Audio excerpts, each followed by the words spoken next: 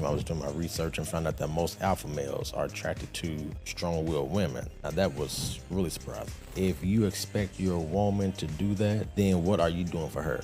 It has to be a give and take. It's okay to be sensitive. It's okay to cry. It's okay to express yourself to your kids, your wife, your mom, your loved ones. It's okay to do that. At the end of the day, an alpha male and a beta male is just a personality trait. It don't define what a man is.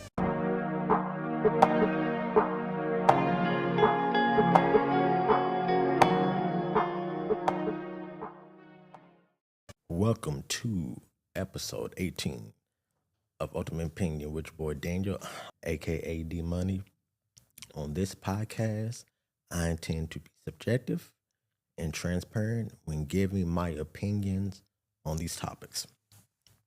So, since this is summertime and we are in the month of June, today's episode is going to be geared towards men. Unfortunately, when I was doing my research, which I already knew, men don't have a specific month. Of course, in March, it's Women's History Month. So I was just like, you know what? Since Father's Day is in June, I'm like, you know what? I'm going to do an episode geared towards men. So today I will be talking about the alpha male versus the beta male.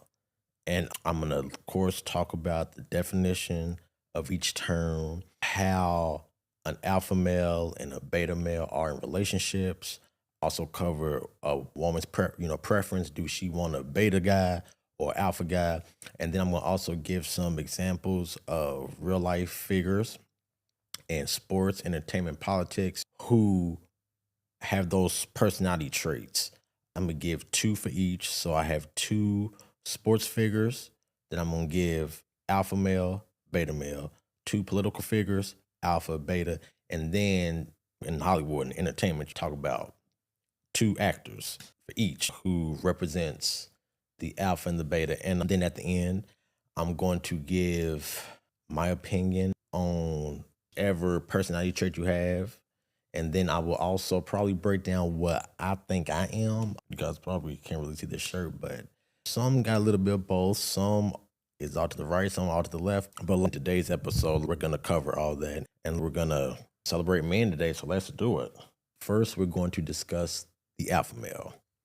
An alpha male is defined as a dominant, assertive, and high status man who acts as a leader in social or professional settings, often takes charge, holds leadership roles, and is seen as a protector. Alpha males can struggle with emotional openness, sometimes leading to emotional distance. So all that is saying that the macho man, it's hard for alpha males to be open and share how they really feel and all that good stuff. Typical macho man stuff. Alpha male in relationships. Alpha males tend to lead in decision making and take charge of situations, which can feel secure, but sometimes may be controlled. Sometimes it can be seen as controlling if it's not balanced. So it's one thing to make decisions and to be in charge of situations, but it becomes an issue when you're controlling a person and all their decision making and what they do. So that can be an issue. They are mainly loyal and protective of their partners. Most alpha males are goal oriented, self motivated, and highly competitive. FYI, a common challenge is a struggle to express emotion or vulnerability, believing he must be strong, which can create, again, emotional distance. As with any relationship, an intense need to control should be watched closely. It can lead to an unhealthy, abusive relationship. Typically, most alpha males are attracted to mates who are supportive and also possess their own self-confidence and independence. So what that's saying is that most alpha males, they tend to be attracted to the powerful woman, the woman that can take charge, that can lead, which I was surprised because most of the time I know they said opposites do attract, which in some instances it do, but I would assume if you're an alpha male, a strong male who likes to take the lead and to basically call the shots, I wouldn't think that you would be attracted to a woman who's basically the same, because that's just two strong heads combining, two strong heads at odds, because she may want to do this, but you may want to do that. So that was really surprising when I was doing my research and found out that most alpha males are attracted to strong-willed women. Now that was really surprising. So now I'm gonna be talking about women's opinions and how they feel about alpha males. So women on alpha male relationships are deeply divided, which I believe that. Many are drawn to trade confidence and the protectiveness. However, many project the label viewing as it's a red flag for controlling behavior and toxic masculinity, which I was just saying. It's that fine balance of taking charge, taking lead that can turn into control if it's not balanced. So you basically have to balance it out. And it's basically one of those picky battles. I know, because anybody that knows me know that I'm a control freak. Just some things you ain't gonna be able to control, but the things you can, but trying to control somebody's life and all that, that's when it becomes an issue. Women who prefer these partners are attracted to ambition, self-assurance, and the ability to take charge.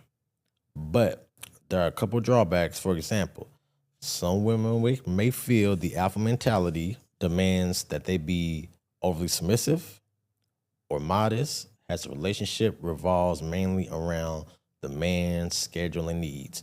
So basically what that is saying is some women, they are attracted to alpha males. There's still that fine balance, because yes, they like to be protective and the self-assurance of their mate. They still don't want to be their doormat. They don't want to, I'm not going to say cater, but basically be that submissive where my dinner had to be cooked a certain type of way. Or when I get home, you need to massage me. That's what some women probably feel when they have an alpha male. And there is some women who probably don't mind doing that. But these women now, they're not, most women aren't going to stand for that. They don't mind catering to you certain things or maybe on certain days. But if a man now got that mindset to where when I get home, I want my dinner cooked, I want my foot massage, I want a back massage, I want you to feed me, that doesn't happen anymore. And I hope, guys, you are listening. And if you expect your woman to do that, then what are you doing for her? It has to be a give and take. So a large portion of women avoid the term altogether, considering it cringeworthy and a warning sign for emotional detachment or controlling tendencies. So I was just saying, there's nothing wrong with being an alpha male. Of course it's not. But you got to balance it out. Like I said, you can't, especially in a relationship. And hell, even on a job, you just can't bark orders and expect your mate or your subordinates, your boss or whatever, to just do that. You have to still respect people. And you have to treat people a certain type of way. Like I said, ain't nothing wrong with being a strong man and all that, but you still, like I said, it's always that fine balance. Now I'm gonna be giving some pop culture examples when it comes to TV shows and movies regarding alpha males. So in pop culture, the alpha male archetype is a dominant, independent, and hyper-confident figure who leads the way. Examples include characters like James Bond, Tyler Durden from Fight Club, and Don Draper from Mad Men. James Bond represents the suave leader who commands respect through charm, physical prowess, and a cool headiness. Tyler Durden represents the charismatic rebel who is anti-establishment, alpha channeling hyper masculinity, physical dominance, and rebellious charisma.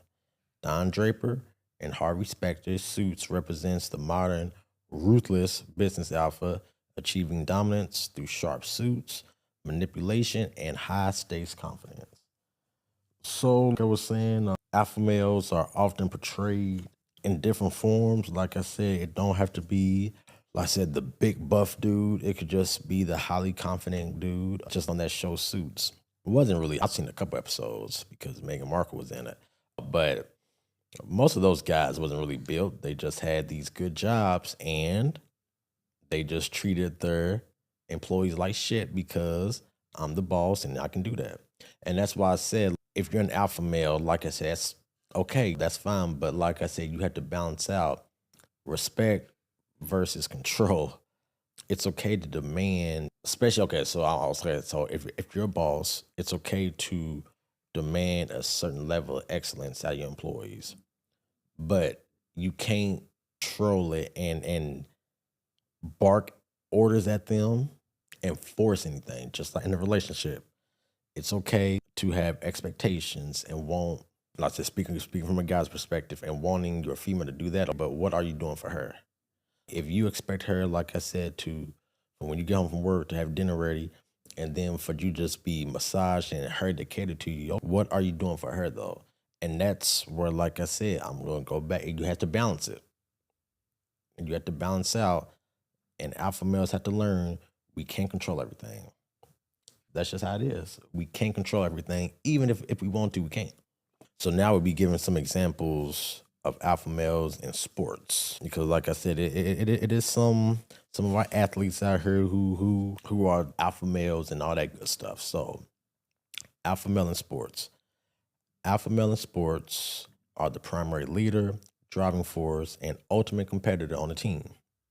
These athletes set the standard for work ethic, possess a highly strategic approach, and step up to carry their team through adversity. So basically, just a strong leader. That's basically what an alpha male in sport is. You're just a strong leader, like I said, who expect the best from teammates, which, like I said, is not a problem. An example include Michael Jordan, NBA, often considered the ultimate sports alpha. MJ led by demanding excellence from teammates through intense and sometimes abrasive competition and a refusal to accept anything less than a championship. Classic MJ. Tom Brady, NFL. Brady exemplified a healthy alpha. He was the ultimate on-field commander who inspired teammates through unique preparation, relentless consistency, and a calm, commanding presence in the clutch. So basically, two of the greatest players of all time in their respective sports represents the alpha male. If any of you guys follow sports and is a huge NBA, NFL fan, if you see the way Michael Jordan and Tom Brady commanded their team, it was excellence.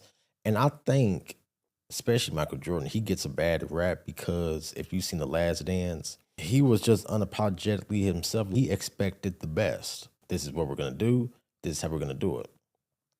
And you got some teammates now. Scottie Pippen's coming out and throwing some shade at MJ and all that. But when you're great and you're on another level and you have teammates that's not on your level, a good leader would just build them up. And I'm not saying Michael Jordan didn't do that, because he probably did in some way, but his leadership might have been too strong because everybody's different and most people react to situations differently. And that's why I was saying, when you're an alpha male and when you're great, just like Tom Brady, you can't expect, well, hell, ain't nobody gonna be on your level like that. But you have to take a time out and be like, I demand greatness from my players or my teammates, but let me see what their strength and their weaknesses are. And maybe we can work towards that. And that's what I think, since Tom Brady played so long, I think eventually he adapted. And he was a team first guy. Compared to Michael Jordan, was like, I'm not even gonna say Michael Jordan was a selfish player. He just knew how great he was and he wanted his team to be like that. But like I said, just looking at both players, Michael Jordan and Tom Brady, they were still control freaks. They definitely, and they want to control the team, the coach, ownership, definitely still that. But the only difference is Tom Brady had a coach that wasn't playing that. Bill Belichick was like, no, this is my team. I'm going to still call you out. Where the Chicago Bulls, I'm not going to say they let MJ run the show, but he could probably say and do more than Tom Brady could do because his coach was Phil Jackson. Phil Jackson, Bill Belichick, come on now. So Michael Jordan know he could only do too much, and then especially with Jerry Cross, so he knew there was only so far that he could go. Well, let me rephrase that. Tom Brady knew there was only so much that he could do or say versus Michael Jordan, who could be more outspoken because he didn't have a tyrant as a coach. So that probably made a difference. Now I would be talking about alpha males in politics. And this one probably won't be too surprising, but it might be so surprising for some. So alpha male in politics is often used to describe leaders who project strength, dominance, and unwavering confidence. This is not a scientific classification, but several figures are cited by political analysts and commentators as embodying these archetypes in modern politics. And some of these examples include Ron DeSantis, the Florida governor, has been recognized for his territorial, high conflict approach to governing and fighting cultural battles. Another example is Rahm Emanuel, often referred as the macho tradition in Democratic politics. The former Chicago mayor and U.S. congressman is known for his aggressive, hard-charging approach to political strategy. Like I said, there was other examples, but I wanted to use these two. One, because Ron DeSantis is a Republican governor from Florida, and then Rahm Emanuel, a former Democratic mayor of Chicago and U.S. congressman. So I wanted to give an example of, from both parties, an alpha male in politics. And with these two, Ron DeSantis and Rahm Emanuel, again, they're real strong-willed.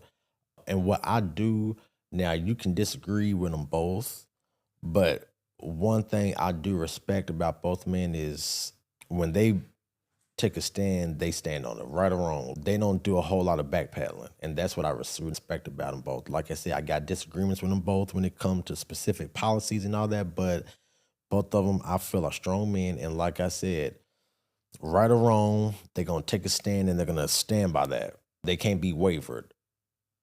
And that's what I do respect about Ron DeSantis and Rahm Emanuel. Like I said, some of their policies is kind of, but I do like when a strong alpha male takes a stand, like I said, right or wrong, and they don't allow nobody to manipulate and unwavering. Even if they're on that island by themselves, they're going to still stand on that. And that's what I do respect about both guys. And that was my wrap up about alpha males. Like I said, I gave some examples. Well, I actually got two more. But like I said, ain't nothing wrong with being an alpha. But like I said, you just got to balance that out. And like I said, my four examples, Michael Jordan, Tom Brady, Ron DeSantis, and Rahm Emanuel, those are, like I said, four guys who are strong-willed men. And now I got two more in entertainment, which this is Hollywood. So, alpha male in entertainment. Alpha male celebrities are public figures who public personas, professional achievements, and physical presence embody traditional masculine traits, leadership, and unwavering self-confidence. These men are all also perceived as driven, authoritative, and dominant within their respective fields. These examples include Dwayne "The Rock" Johnson, known for his hyper-masculine roles in action movies and commanding on-screen presence. He exemplifies the alpha trait of dominating multiple industries, including wrestling, acting, and entrepreneurship, while maintaining massive global influence. Another one, which is my man who I love in Hollywood, the great legendary Denzel Washington, exudes a calm, controlled, and sophisticated form of alpha masculinity. His characters, our personal brand, are built on quiet strength, protection, and uncompromising respect and authority. So with entertainment, that can be kind of tricky because Dwayne "The Rock" Johnson and Denzel Washington are actors. So most of their roles are alpha. I'm sure in real life they are alpha males. I can definitely tell. But the one thing that I like about Denzel is he may not be the super big guy or the hyper masculinity, but in all of his movies, he do demand respect. Glory, Malcolm X, Remember the Titans. I'm not gonna really say Training Day because that's when he was a cricket cop. I'm talking about his drama roles where he didn't have to huff and puff. Like I said, in those movies I just said, Glory, Malcolm X, Remember the Titans. I'm gonna throw in John Q and The Great Debaters. He just demanded respect. You wasn't gonna talk to him sideways. You wasn't gonna say nothing crazy. He didn't have to raise his voice, cuss, anything. When he spoke, people listened. People took him seriously. Where with The Rock, you see in most of his action movies, he's a big buff guy. He got to kick your ass to get his point across. He got to huff and puff. Because The Rock is a wrestler, but the only movies where you see him playing softest was in those Disney movies or when him and Kevin Hart was doing some of those movies. But most of the time, he's the big buff guy on Fast and Furious, the Rundown. He's that stereotypical alpha male that I'm going to get my point across by kicking your ass and cussing you out to show that I'm an alpha male. Where Denzel, like I said, and that's why I wanted to show you the difference between the masculinity physically, but mentally being an alpha. Where, like I said, you don't have to huff and puff and show your muscles to prove that you're a man or alpha. All you can do is just demand respect. And that's why, like I said, Denzel Washington's roles, he demanded respect. And I still go back to Ron DeSantis and Rahm Emanuel, my two political examples. When they speak, people listen, and they just demand respect. And now that was actually my take on alpha males. Like I said, the stereotypical Arnold Schwarzenegger, all these big buff dudes who physically looked the part, but they still had to. I think guys like that are big and buff, they have to dominate with words and physicality, still just thinking. Now I'm going to be talking about the beta males, the total opposite. So, beta male. A beta male is defined as a man perceived as submissive, agreeable, and less traditionally dominant than an alpha male. Basically, a follower rather than a leader who avoids confrontation, a nice guy, putting the desires of others ahead of its own boundaries. So basically, a beta male is a submissive type of guy, a guy that's not going to make waves, just basically a sensitive guy who's not afraid to cry, show emotion. I'm not going to say because this said follower, I don't know. Maybe some beta males might be followers. I don't know, but I think that was kind of a reach. I would say more agreeable, like I said, because they're not the confrontational type. So most people who are not confrontational, they're agreeable, meaning to avoid conflict, they'll just say yes to anything, especially if they don't want to or they don't like it. So I'm gonna say, so that's why I put, well, when I was doing my research and they said a follower, I think it was kind of a reach. But agreeable, yes. And that's just with anybody. If you're not a person who likes conflict or confrontation, like I said, you'll just say yes to anything just to appease that person and not have to deal with the argument. But now I'm gonna talk about beta males in relationships. In relationships, a beta male is generally characterized as supportive, emotional, available to their partner. Rather than rely on dominance or aggression, they tend to excel in communication, empathy, and long-term commitment. Beta males are often in touch with their emotions and open communication. Instead of dictating the direction of the relationship, they prefer to share decision making and support their mate's goals. So, like I was saying, they don't want to control their partner. They don't mind asking. So, I think food's a turbo. I'm gonna say food is probably what we're gonna eat for dinner. Like I said, everybody basically asks that now. So basically, they don't mind sharing the decision making. We're alpha males. This is what we're gonna do. We're gonna do it this way, my way. We're done. We're a beta male. It's okay. So would you want to do it?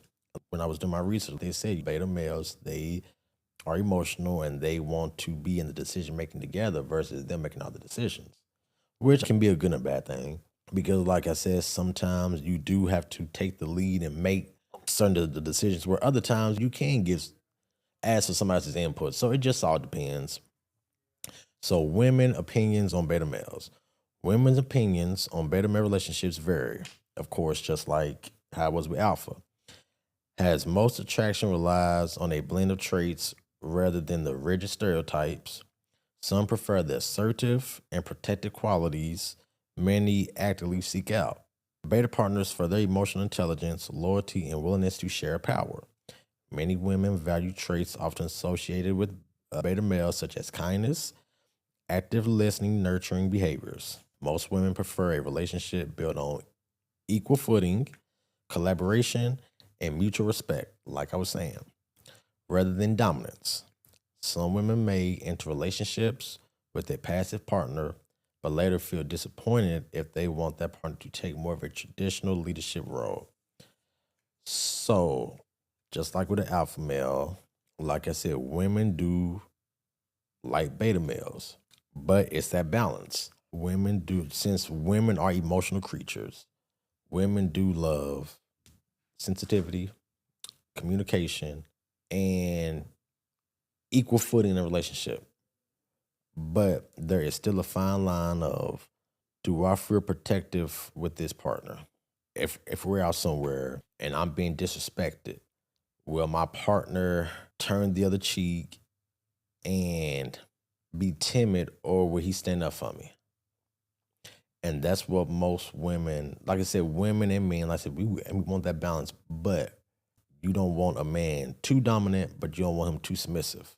But like I was saying, in certain situations, you are going to be dominant. And in some situations, it may be okay to be submissive, but it just varies, like I said, on the situation. So in pop culture, the beta male archetype represents an emotionally intelligent, sensitive man who subverts the aggressive alpha traits. Examples include Jim Halpert from The Office, often dubbed the stealth heartthrob of the series. Jim represents the easygoing, soft-spoken of the beta trait. His signature move relies on wit, charm, and emotional availability rather than power or domination. Ted Mosby, How I Met Your Mother, is another example of the beta trait. He represents the hopeless romantic, nice guy who is deeply emotional, vulnerable, and consistently searches for his soulmate. So that was pop culture examples, and I love that show, How I Met Your Mother. And Ted is a perfect example of the nice guy who don't mind being open about how he feel about his woman, being a hopeless role, romantic, and just being a soft-spoken guy. And there are some guys like that, that beta trait in relationships where they don't mind the woman taking the lead or it being a 50-50 thing. They don't mind that one bit. Like I said, and it is some men like that, which is okay because that's just your personality. So now I'm going to be giving some examples of beta males in sports. So in sports, beta male is a slang term used to describe an athlete who lacks aggressive, dominant, or vocal leadership qualities. Unlike traditional hyper-competitive alpha athletes, betas are often characterized by their supportive, cooperative, and team-oriented approach to the game, which means that that's soft-spoken. We'll get it next time, and they don't lead by intimidation. Basically, they are team first. They'll cheer a mistake. I hate to say that, but you throw interception all the time. You miss a 3-point shot. Oh, you'll get them next time. They're not gonna put the fear in God and be like, look, you miss it again, you have to deal with me. Betas are the opposite. Like I said, they're more encouraging in a positive way. Not saying that alphas are, but I'm just saying betas, like I said, they encourage without dominance. Tim Duncan, NBA, known as the big fundamental Duncan, he quietly led the San Antonio Spurs to 5 NBA championships.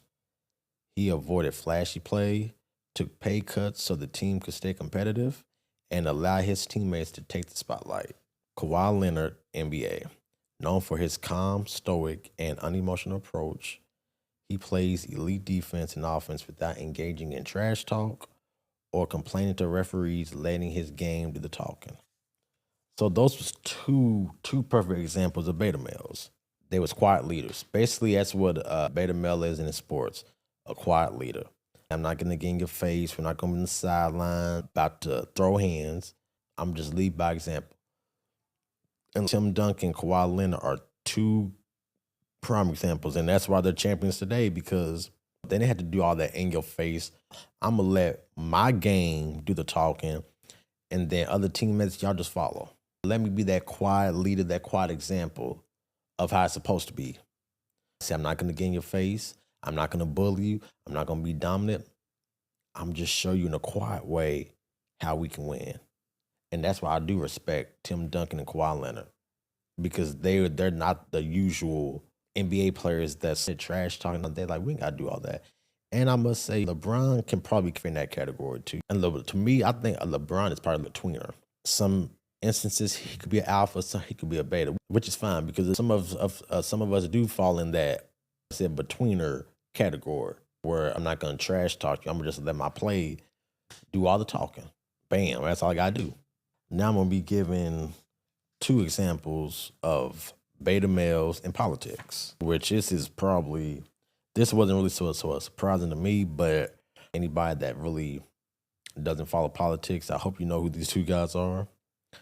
Beta males in politics. Politicians who emphasize diplomacy, consensus building, or emotional intelligence, basically who openly displays emotional vulnerability. Ultimately, using beta male in politics is a rhetorical device to project weakness rather than a genuine measure of a leader's capability. So basically, that's all that's saying is, like, once again, weakness and a follower, I don't think should be associated with beta males because that's really not a good term. It makes the term sound bad when you are saying that they're a follower or weak, because that's not the case. Mike Pence, during his tenure as vice president, commentators frequently labeled him as a beta male to contrast his quiet, steady, and traditionally lower demeanor alongside the more dominant and combative persona of President Donald Trump. Al Gore, political analysts of the late 90s and early 2000s referred to the former vice president, who was sometimes called a beta figure, in comparison to more boisterous alpha rivals, reflecting his thoughtful and measured temperament. So Mike Pence and Al Gore, 2 former vice presidents, are beta males.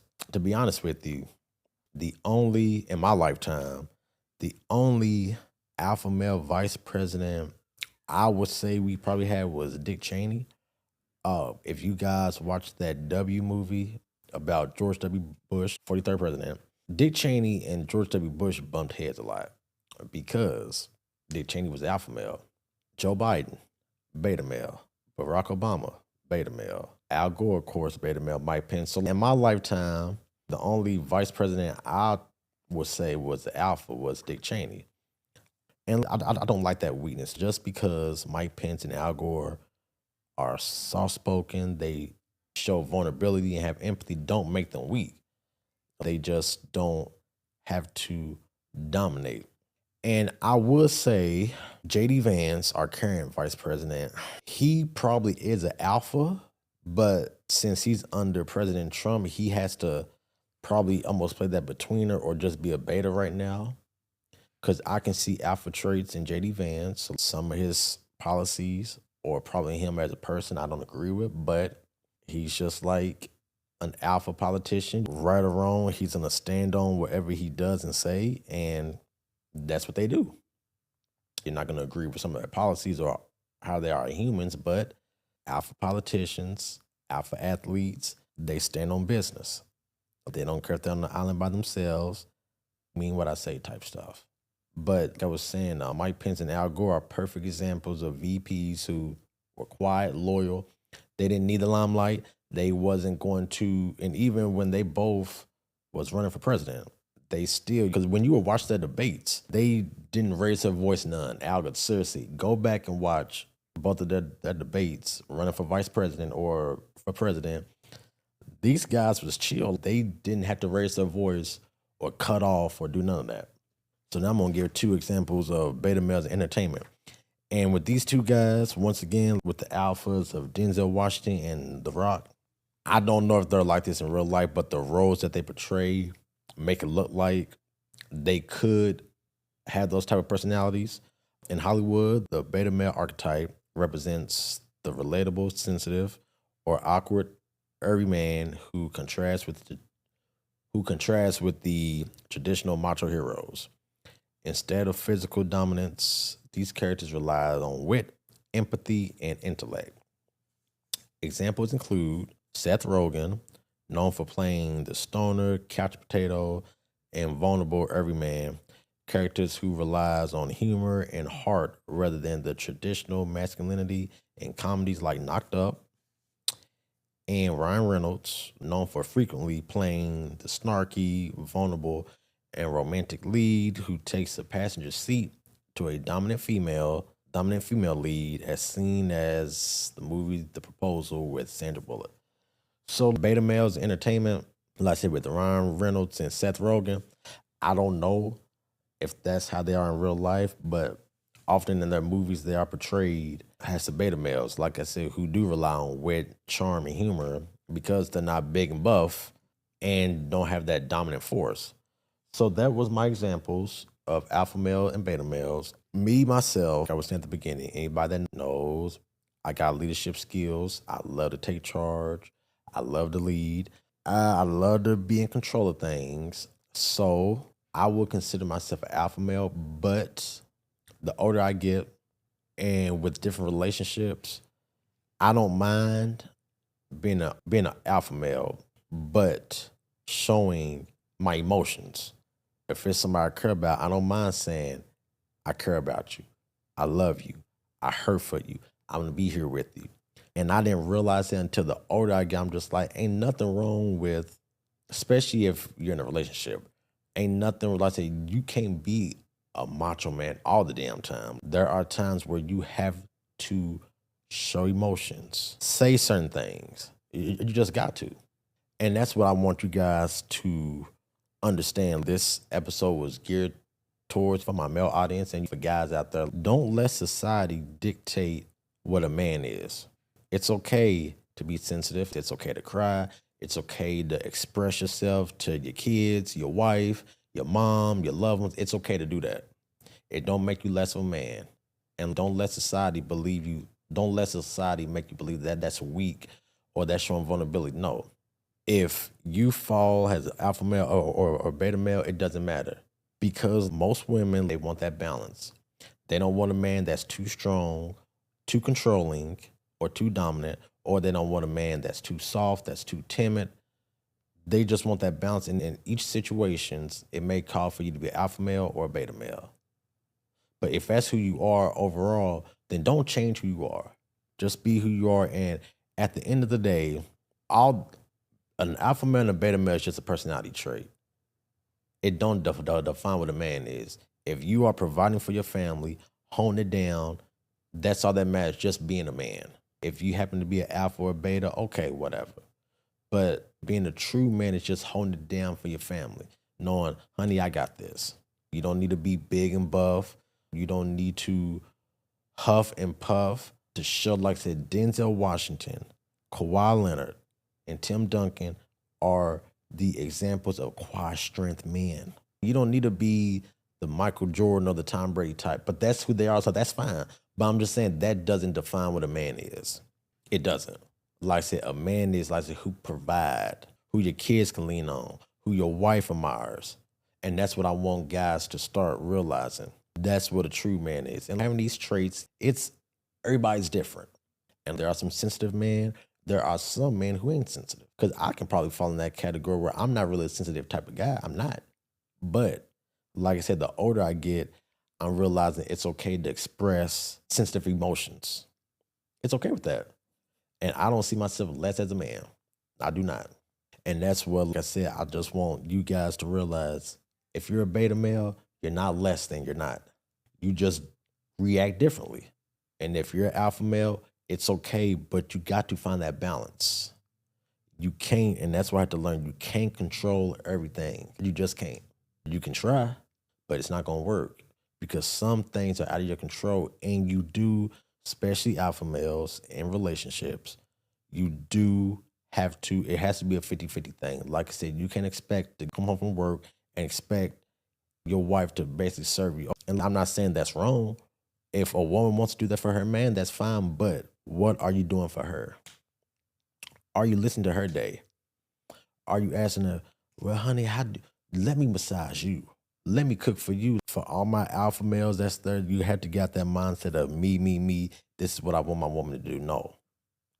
A relationship and a marriage is 50-50.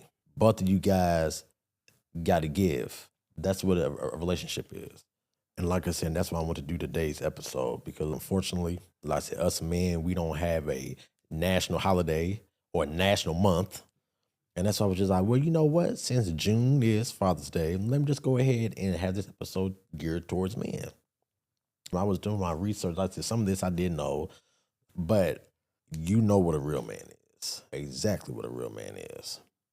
And like I said, we don't need society telling us that we have to be rough and tough and be built and do steroids. And like I said, I gave good examples of men who are quiet leaders and lead that way. I really hope you guys enjoyed today's episode. I hope it was informative, and especially for the men, I hope you just start thinking about I don't have to lead this type of way. I don't have to be who I'm not just to prove that I'm a man. No, you don't have to do all that. Just be who you are.